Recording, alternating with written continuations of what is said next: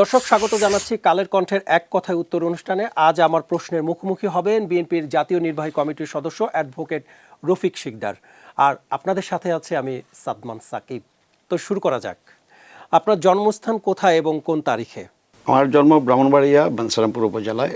আমি 1968 সালের 26শে আগস্ট আমার জন্ম। আপনার শিক্ষা জীবন কোথায় শুরু হয়েছিল এবং কোথায় শেষ হয়েছিল? আমার শিক্ষা জীবন আমার বাঞ্ছারামপুর উপজেলায় SM উচ্চ বিদ্যালয় থেকে আমি SSC পাস করি। পরবর্তীতে আমি ঢাকা এসে তেজগাঁও কলেজ, আর পরবর্তীতে ঢাকা বিশ্ববিদ্যালয়।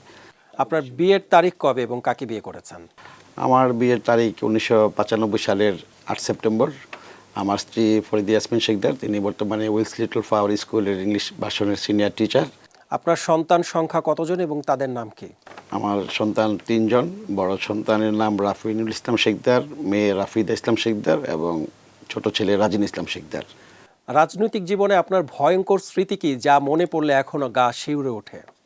আসলে রাজনীতিতে, ছাত্র রাজনীতিতে আমি ঢাকা বিশ্ববিদ্যালয়ে প্রথম জড়িত হই।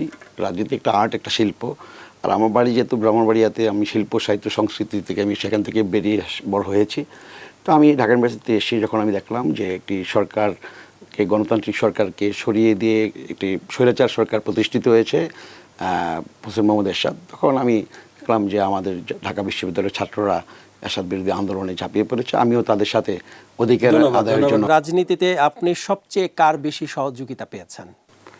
রাজনীতিতে আমি আমার মায়ের দোয়া পেয়েছি, এবং আমি সবচেয়ে যদি বলি যে আমার প্রিয় নেত্রী, দেশনেত্রী বেগম খালেদা জিয়া, তিনি আমাকে শুরু থেকেই খুব আদর করতেন এবং আমি ওনার অত্যন্ত সহযোগিতা পেয়েছি। রাজনীতিতে কাকে গুরু হিসেবে মানেন? জিয়াউর রহমান, খালেদা জিয়া, তারেক জিয়া বাদে বলবেন। দলের সিনিয়র সদস্য ডক্টর খন্দকার মোশাররফ হোসেন সাহেব, আমাদের ডক্টর মঈন খান সাহেব, আমাদের নজরুল ইসলাম খান সাহেব, ওনাদেরকে আমি সম্মান করি। ধন্যবাদ। বাবা হিসেবে সন্তানকে, আমার রিজভী আহমেদ, আমি তাদেরকে ধন্যবাদ। বাবা হিসেবে সন্তানদেরকে কতটুকু সময় দিতে পারেন?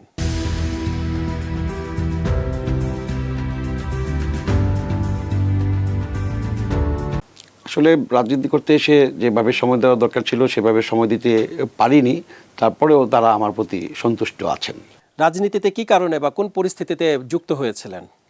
ছাত্রদের অধিকার প্রতিষ্ঠা করার জন্য, এবং আপনার এই ছাত্রদের যে আপনার বিতর্ক প্রতিযোগিতা, শিল্প সাহিত্য সংস্কৃতি প্রতিযোগিতা, আমি জসীমউদ্দিন হলে ছাত্র ছিলাম, সেখান থেকে আমি অধিকার আদায়ের জন্য লড়াই করতে গিয়ে আমি ছাত্র রাজনীতিতে জড়াই এবং পরবর্তীতে গণতান্ত্রিক সংগ্রাম করি। গণতান্ত্রিক সংগ্রাম করতে গিয়ে আমি বারবার কারাবন্দী হই। রাজনীতিতে এমন কোনো পরিস্থিতি তৈরি হয়েছিল কিনা যখন আপনি রাজনীতি ছেড়ে দিতে চেয়েছিলেন, যার কারণে? রাজনীতি ছেড়ে দিতে নয়, তবে 1998 সালের 23শে এপ্রিল ছিল, সেদিন আমাদের সন্ত্রাসের বিরুদ্ধে ছাত্রদলের একটি কর্মসূচি ছিল, কেন্দ্রীয় কর্মসূচি ঢাকা বিশ্ববিদ্যালয়ে। একই দিনে একই সময়ে ছাত্রলীগের কর্মসূচি ছিল। সেখানে একই জায়গায় কর্মসূচি, ভাইস চ্যান্সেলর ছিলেন তখন তৎকালীন আজাদ চৌধুরী সাহেব। তিনি বলেছিলেন দুটি সংগঠন আলাদা করার জন্য কিংবা একদিন আগে পরে।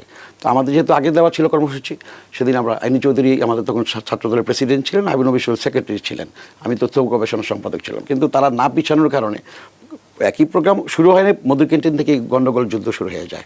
সেখানে আমাদের হলের একটি গরু মারা যায়, পার্থ মারা যায় এদিন। তাই 3-4 ঘন্টা ইউনিভার্সিটিতে বহিরাগতরা এসে যুদ্ধ করেছে আওয়ামী লীগের ক্ষমতা।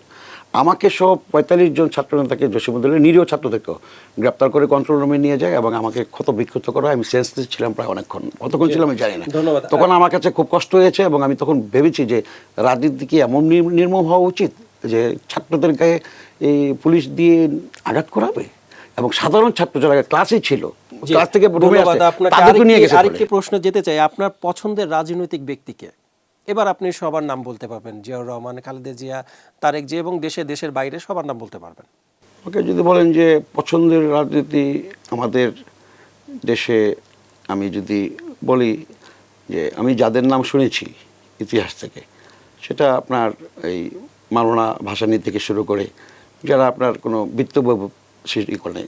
জিয়াউর রহমান, তিনি কোনো লোভলাসা ছিল না।